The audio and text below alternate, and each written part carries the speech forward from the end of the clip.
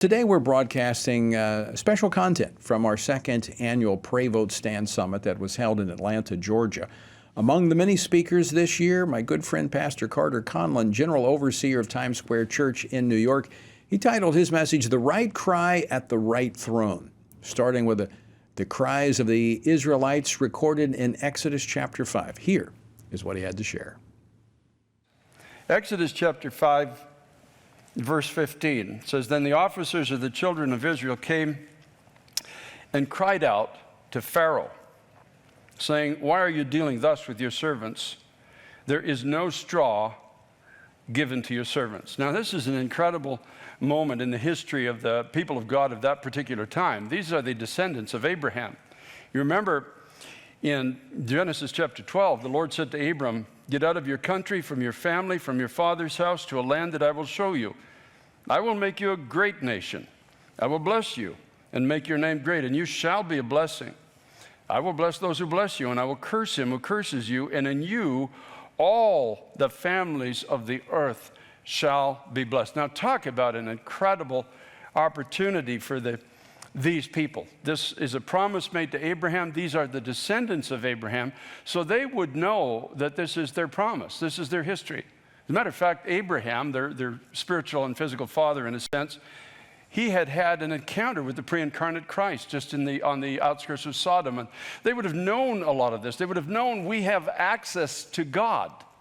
This is the heritage of these people. But here are their leaders in a season of hardship, coming before, at least those persons in charge of this part of leadership, coming before the throne of Pharaoh and crying out for straw.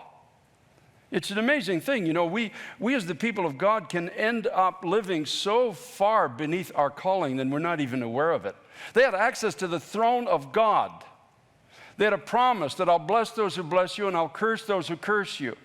They had a promise that in you all the families of the earth are going to be blessed. They had literally had access to God. They had access to the promises of God and the power of God. And yet the leaders at this particular time chose to appear before the throne of Pharaoh. And instead of crying out to God, they're crying out to Pharaoh.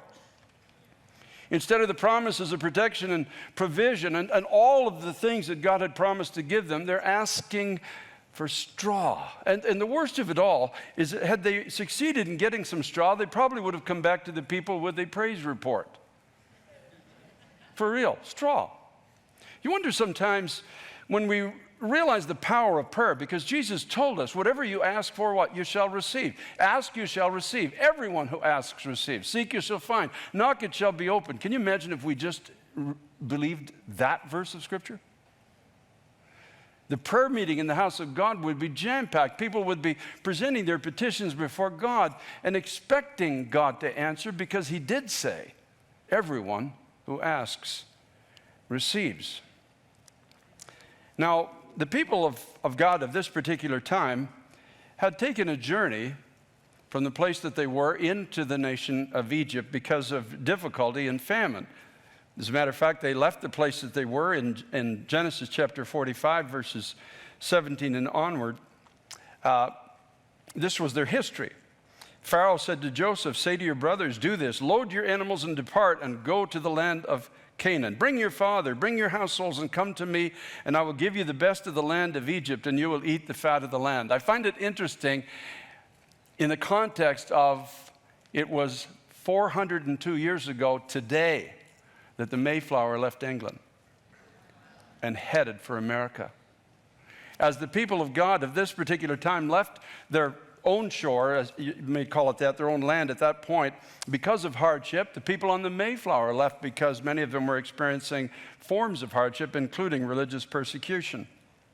And they came to a new land, and Pharaoh said, "Don't be concerned about your goods, for the best of the land of Egypt is yours." In chapter 47, it says, Pharaoh spoke to Joseph and said, "The land of Egypt is before you. Have your father and your brothers dwell in the best of the land. Let them dwell in the land of Goshen. And if you know any competent men among them, make them chief herdsmen over my livestock." So this was their history. They had come into the land, and the land had opened its arms to them. The land had blessed them. The land recognized their giftings and their calling, and of course, they had been a tremendous blessing to the nation. Keep in mind, that without Joseph, the nation of Egypt may have largely starved to death. It was because of Joseph that the people were spared, and the vision of God was unfolded, and produce was brought to keep the people alive in a time of famine. And also there would be many chief herdsmen who brought great blessing. You think of America, the number of Christian people that built universities and hospitals and made inventions, and in this country, for example, there's a great heritage of Christianity, and many godly Christian people were used in powerful ways to bring great good to the nation. But again, in Exodus chapter 1, a new season and a new reality arose. It says, there arose a new king over Egypt who did not know Joseph. It doesn't mean he didn't know about him, but he had no longer an appreciation for what Joseph had brought to the nation, or Joseph's family had contributed to the nation. He had crafted an alternate worldview, I guess, may I put it that way, in his mind. Ironically, he knew something about the people of God that they didn't know about themselves. He said, look, the people of the children of Israel are more and mightier than we are. Now think that one through for a moment. The people of the children of Israel didn't have an army. They didn't have much in the way of weaponry as Egypt had at this time, but he knew instinctively, because of the history and because of the giftings of God and the things that had been accomplished, that these people had a might that perhaps the people of Egypt knew nothing about. This is their sudden and new reality. They're being oppressed by taskmasters, and their children are being thrown into the river. Similar to today, when we see our children being thrown into the river of confusion, from the ages at kindergarten, from gender confusion to confusion about God in middle school, to the forbidding of prayer in high school, to the radicalization of our young people in our colleges and universities. Nothing really ever changes. History always just repeats itself. The big problem here wasn't necessarily Pharaoh, although that was a problem. The big problem we see in our opening text, where the leaders, some of the leadership of the people of God of that time, are at the throne of Pharaoh, and they're negotiating with that which has been sent to captivate them. The point being, you can't negotiate with that which has been sent to captivate you. It must be overthrown by the power of God. That's the reality that they were facing, and it's the reality perhaps that many are facing today. It's like the alcoholic trying to negotiate with alcohol and saying, well, I'll just drink a little less, then you won't destroy my family or my mind or my home or my future. I'll just consume a little bit less. It's a negotiation tactic with that which has been sent to captivate you. You can't negotiate with captivity. You call it to God, and he has to overthrow it. And so the question is, how was this captivity overthrown? Now we have foremen, as it is of the children of Israel, crying out to Pharaoh for straw. But there's another group of people, rank and file people, maybe just like you and I. It's grandmas, it's grandpas, it's moms, it's dads, it's brothers, it's sisters, it's people who are concerned, maybe first and foremost, about the honor of God. Where's God in all of this? What happened to us? Why are we allowing ourselves to be so marginalized and be pushed to the sidelines and be under afflictions and laws and taskmasters when we are the people of God, when we have access to the throne of God? We have promises from God that we are more than conquerors through Christ who loves us. And the Lord said to Moses, I've surely seen the oppression of my people who are in Egypt, and I have heard their cry because of their taskmasters, for I know their sorrows. So I've come down to deliver them out of the hand of the Egyptians and to bring them up from that land to a good and large land, a land flowing with milk and honey. And here was the cry. It was another cry. It wasn't public. It was most likely in private. It was the cry of the mom at night. Didn't know how she's going to save her children. It was the cry of the persons who are concerned, as we ought to be in our generation, of the drug addiction in our communities, the violence, as we heard about in Chicago and such like, the hopelessness of a whole generation being raised without God, the confusion of our young children that are being confused on every conceivable level in the places that are supposed to be educating them. And suddenly, the people had had enough of it. You see, that's why pray is at the top of pray, vote, and stand. The people had had enough, and people began to do what they were called to do in the beginning, and they began to cry out to God, not to Pharaoh, not for straw, but for freedom.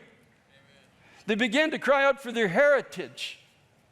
It's time now. It's time for you and I to begin to cry out to God. It's time that yes, it's time. You know, we're prone to wait till we have the last 5 cents in our pocket and we've spent it, then we start crying out to God.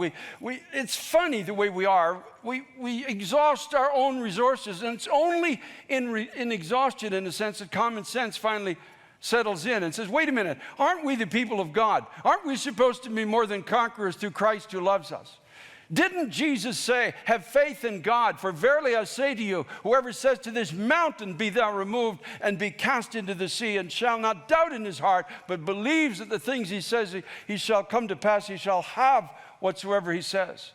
Therefore I say to you, whatsoever you ask in prayer, believing you shall receive. It is time to cry out for our children. It's time to cry out for our families. It's time to cry out for the opiate addicted in our society. The grandmas and the grandpas who don't see a future, and they don't know the way out, and they don't know the way forward. It's time to let our hair down. It's time that we start crying the right cry at the right throne and say, God Almighty, have mercy. It's time to drop our pride and not be concerned about what people around us think. It's time that we go to our knees besides our bed at night for our grandchildren and our children and our cousins and our brothers and our sisters and our towns and our communities, because we are circling the drain as a nation right now. It is only the cry at the throne of God that is going to make a difference. We need a spiritual awakening in America now. We need God's intervention in this situation.